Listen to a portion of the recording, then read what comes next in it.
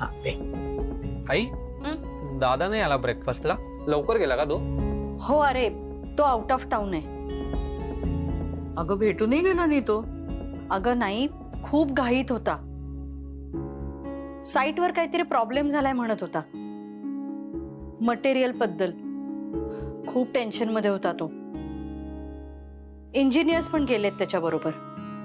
मला सांगितलं असतं दादाने तर मी पण गेलो असतो ना सोबत. कशाला? त्याचं काम वाढवून ठेवायला? हा विक्रांत, आधी कामात लक्ष घालायला शिक.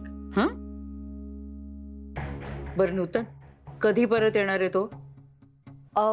2-3 दिवस लागतील म्हणाला. कारण हिमाचल, कलकत्ता, चंदीगड असं बऱ्याच ठिकाणी जायचंय त्याला. थांब मी त्याला कॉल करतो. नाही नको नको. अरे तो फ्लाइट मध्ये असेल. उगाच डिस्टर्ब नको.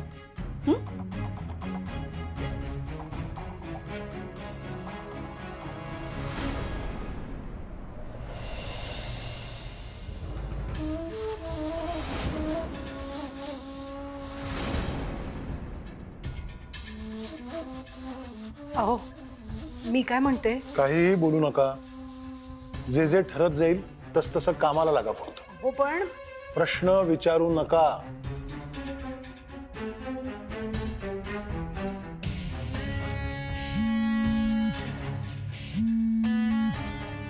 नूतन वहिनींचा फोन आहे.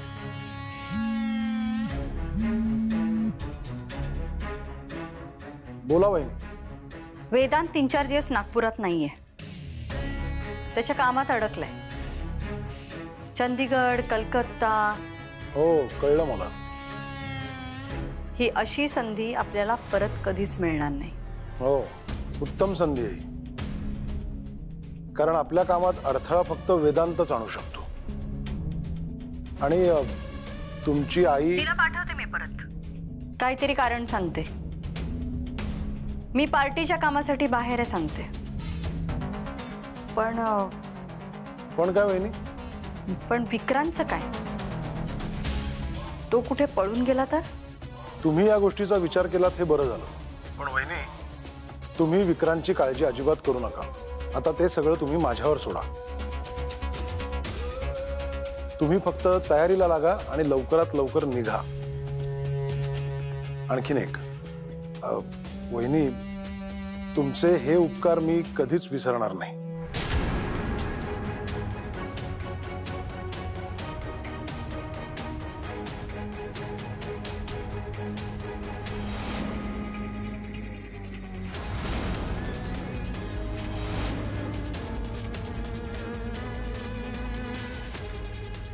हो अहो नेमकं काय करते मला तरी सांगा. सांगतो, सगळं सांगतो.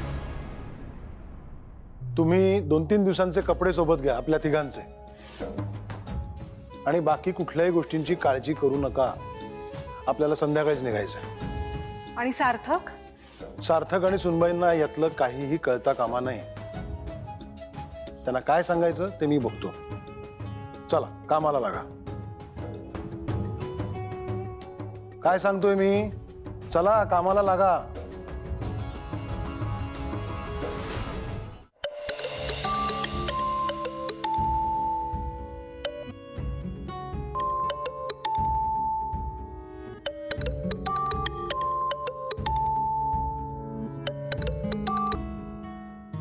हॅलो. किती फोन केले तुला मी, तू उचलत का नाहीयेस? काय झालंय? विक्रांत, अरे तुला अमूल्याने सांगितलंय ना, काही दिवस नको फोन करूस मला. पण मी भेटू असं कुठे म्हणतोय? पण फोनवर बोलूच शकतो ना आपण. विक्रांत, तुला कसं समजत नाहीये? आपल्यामुळे ऑलरेडी खूप ताण घेतलाय घरच्यांनी. खूप त्रास होतोय रे सगळ्यांना.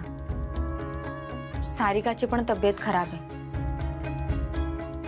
तुला माहिती आहे ना, मग का असं वागतोयस तू? अगं पण विक्रांत, अरे ती माझी सख्खी मावस बहीण आहे. माझ्या आईला पण खूप टेन्शन आलं या गोष्टीचं. आईसाठी तर ती तिच्या मुलीसारखी. थोडा धीर धर ना. मला सांग, आपण काही दिवस नाही बोललो, नाही भेटलो तर काही बिघडणार आहे का? अगं पण आपल्या प्रेमाचा आणि सारिकाचा काय संबंध आहे? तू तो बघत नाहीयेस किंवा बघून मान्य करत नाहीयेस. आपल्या प्रेमामुळे कोणी दुःखी व्हावं हे मला नाही आवडणार विक्रांत. सारिका बरी झाल्याशिवाय मी तुला नाही भेटणार. ठीक आहे, तू म्हणशील तसं. पण मी तुला गुड मॉर्निंग गुड नाईटचे मेसेज करत जाईन, त्याला तर उत्तर देशील ना? ठीक आहे, देत जाईन. बाय. बाय.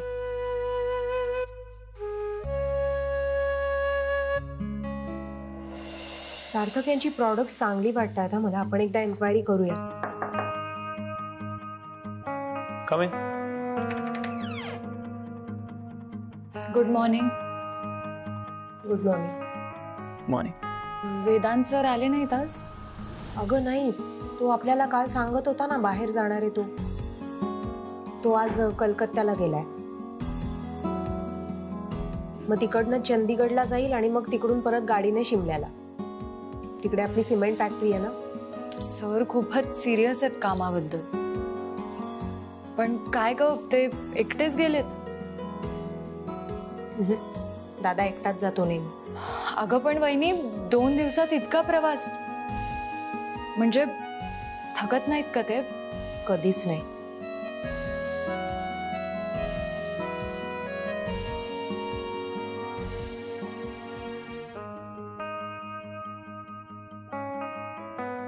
दादा, सारिकाची तब्येत कशी आहे रे आता?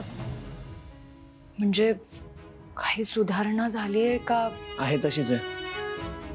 दिवसेंदिवस गुंता अजून वाढत जातोय. म्हणजे पप्पा सुद्धा तिला असं भासवतायत की ते पण लग्नाची तयारी करतायत. पण सार्थक रे, आपण हे नाटक अजून किती दिवस लांबवणार? आणि मुळात हे सगळं केल्याने सारिका बरी होणार आहे का? माहित नाही, मला सुद्धा काहीच समजत नाही.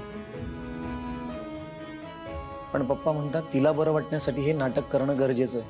मी समजू शकते, तिला बरं वाटावं म्हणून करत असतील. कसं होणार आहे सारिकाचं कोणास ठाऊक.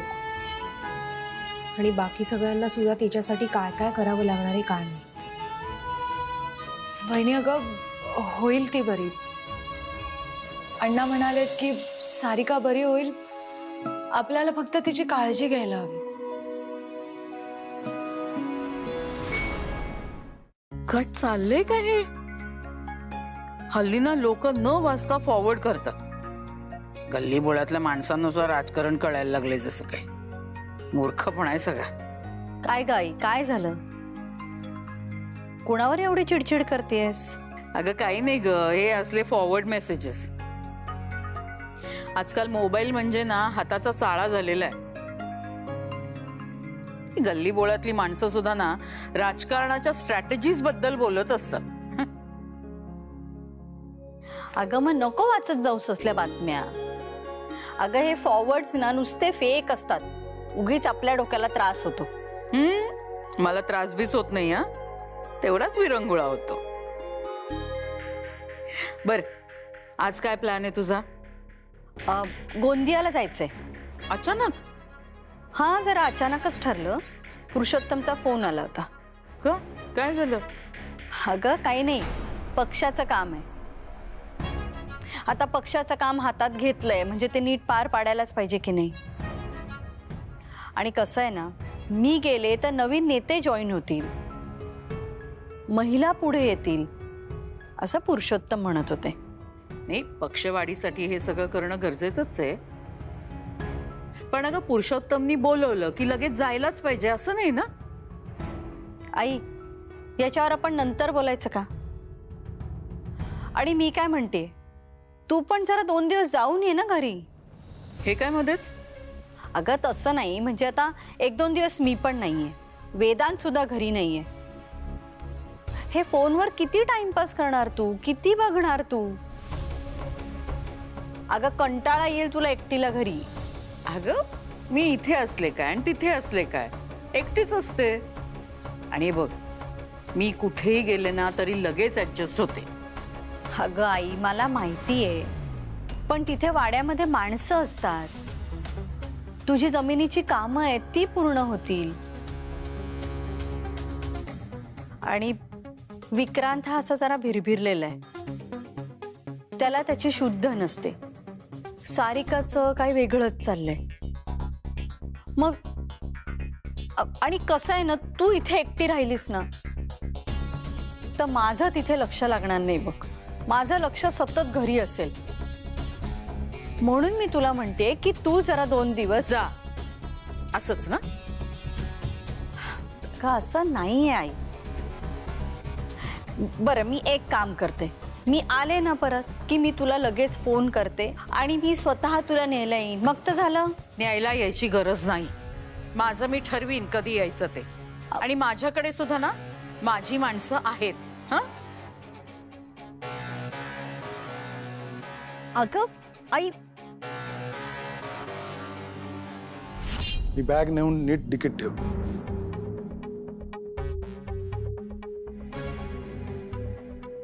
घेतले सारिकाचे कपडे? बॅग नीट रेडी झाली आहे ना? आणि विक्रांतचे कपडे आले का? काय विचारतोय मी? विक्रांतचे कपडे आले का? हो नाही, ते अजून रेडी नाही झालेत, पण ड्रायव्हर डिरेक्टली तिकडेच घेऊन येईल. आणि हो, नूतन ताई पण निघतायत. अहो सगळं नीट होईल ना हो? म्हणजे आपण जे काही करतोय ते चूक बरोबर गेलं खड्ड्यात. मला माझ्या लेकीची काळजी आहे. आणि विक्रांतची आईच आपल्या सोबत असताना तुम्ही कशाला काळजीचा खुसपट काढताय? एक लक्षात ठेवा, काहीही झालं तरी आता माघार घ्यायची नाही. समजलं?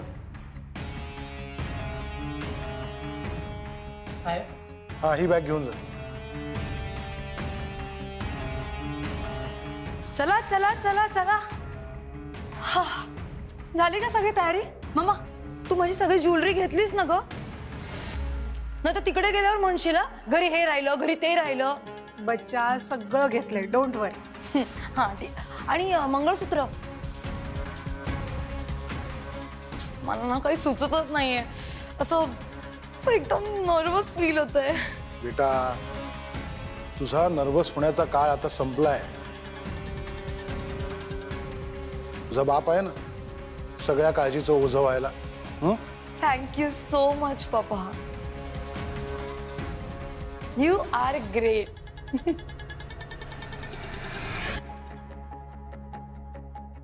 बरं चला, उशीर होतोय. चला लवकर निघा. चला चला चला चला. काय गाई, कुठे बाहेर जातेस? अगं मला आवाज द्यायचास ना. एवढ्या जड बॅगा तू का उचलून आणल्यास? अरे काही हरकत नाही. अरे तू दिसला नाहीस म्हणून मी घेऊन आले.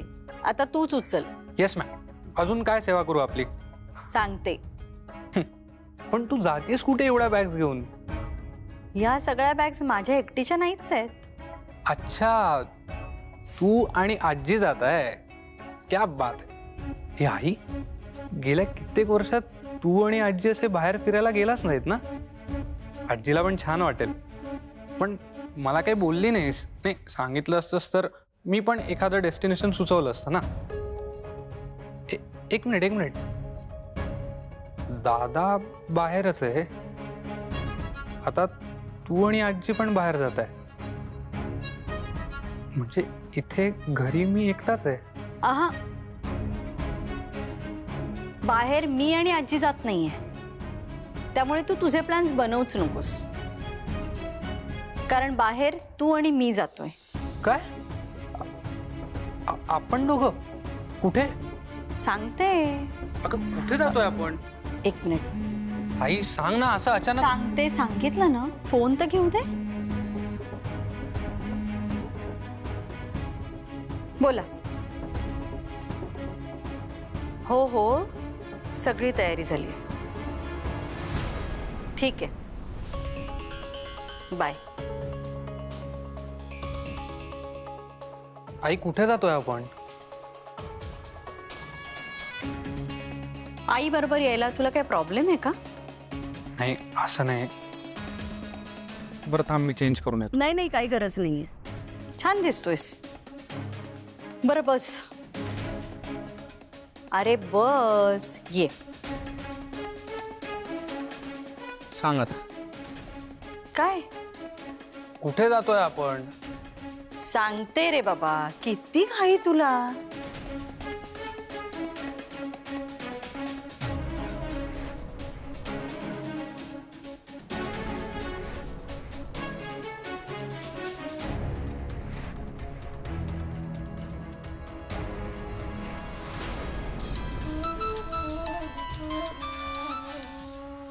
हॅलो. सार्थक, आम्ही जरा पुण्याला चाललोय. अचानक काय झालं? डॉक्टरांनी सांगितलंय सारिकाला पुण्याला घेऊन जावं लागेल, त्यामुळे ताबडतोब निघालोय आम्ही. पुढचे 2-3 दिवस तरी ट्रीटमेंटला लागणार आहेत. पण मला सांगितलं असतं तर मी पण आलो असतो. नको, तू इथेच थांब. गरज लागली तर मी बोलवून घेईन तुम्हाला, पण आत्ता नको येऊस. आणि ऐक, सगळी व्यवस्था झालेली आहे. डॉक्टरांची अपॉइंटमेंट सुद्धा मिळालेली आहे. पुढचे काही दिवस सारिकाचा फोन माझ्याकडे असेल, त्यामुळे तुला तिच्याशी बोलता येणार नाही. जर काही बोलायचं असेल तर मला फोन करायचा, कळलं? ठीक आहे पप्पा. मला सुद्धा डॉक्टरांचा नंबर. अरे काय झालं? पप्पा सारिकाला घेऊन पुण्याला जात आहेत, तिथल्या डॉक्टरांना दाखवायला. सगळं अचानक ठरलं असं म्हणत होते. ठीक आहे, गुड. कदाचित चांगले डॉक्टर असतील तर सारिका लवकर बरी होईल. आणि आता तीच नॉर्मलला येणं सगळ्यात जास्त महत्वाचं आहे. विक्रांत, फोन दे तुझा. तू माझा फोन का मागतेस? तुझा फोन आहे की बॅटरी संपली का? मी चार्जिंगला लावतो. फोन दे सांगितलं ना. आणि काय प्रॉब्लेम आहे फोन द्यायला? प्रॉब्लेम नाहीये काही, पण फोन दे सांगितलं ना.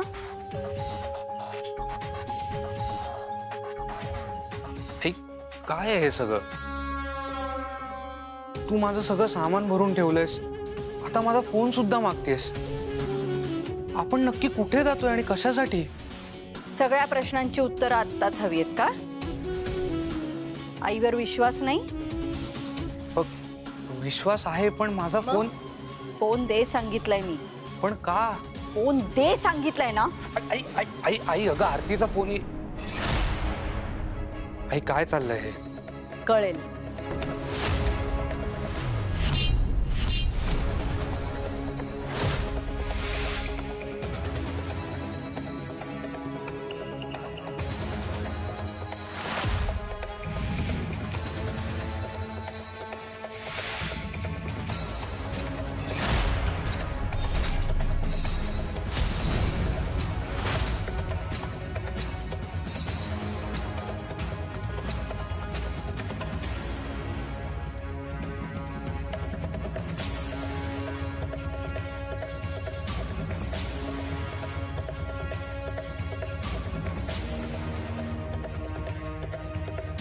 आई, कोण माणसं आहे ती?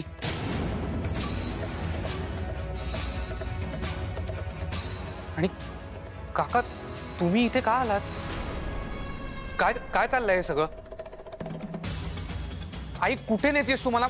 मला नाही यायचं कुठे. वहिनी, विक्रांतची काळजी आता माझी माणसं घेतील.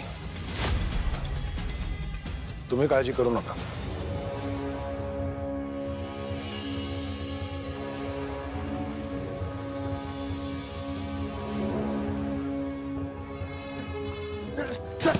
सोडा, सोड सोड सोड. अरे सोड मला. आई, अरे सोड ना, सोड. आई, काय चाललंय? विक्रांत, ऐक माझं. आई आहे मी तुझी. माझ्यावर विश्वास नाहीये का?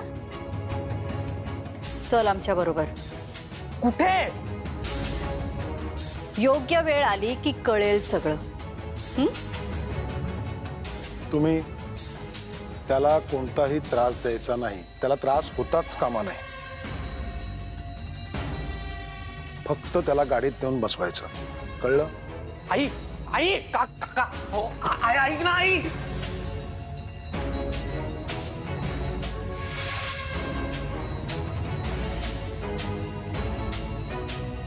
हा विक्रांतचा फोन.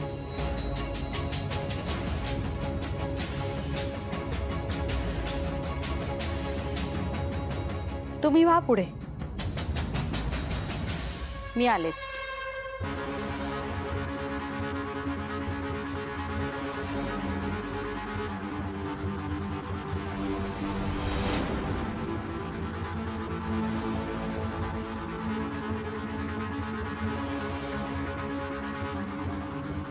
मला माहितीये तुम्ही तरी मला समजून घ्याल. मी जे काय करते ते आपल्या कुटुंबाच्या भल्यासाठी करते, आपल्या मुलांच्या भल्यासाठी करते. तुमचा आशीर्वाद असू देत.